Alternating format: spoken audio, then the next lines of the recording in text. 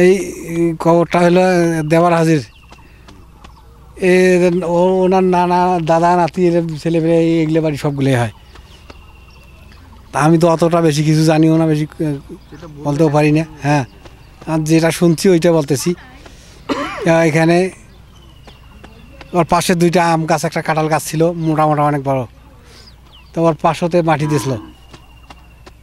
তা ওই মাটি দেওয়ার পরে কিছুদিন পরে এই ক্যানেল খোঁড়ার কাজ শুরু হয়ে গেল। তখন ওরা নাতিপুতি ওরা মাজারটা খুঁড়তে দেয় নাই, নতুন কবর এটা খোঁড়া যাবে না, এটা আমি শুনছিলাম। খুঁড়তেও দেয় নাই। তারপরও ওরা ক্যানেলের লোকজন ওরা জোর করে উড়ে দিতে চাইছিল, ওইদিকে মেলা উঠেছি, এইটা উঠাইতে পারবো না। মানুষ কোদাল দিয়ে চলে যায়, তাও আটকে যায়। তারপর ডোজার লাগিয়ে দিয়েছিল, ডেজার আটকে গেছে। পরে অন্য ডেজার আসিয়ে নিয়ে গেছে গাড়িটা, ওরা আটকে করতে পারে না কেউ।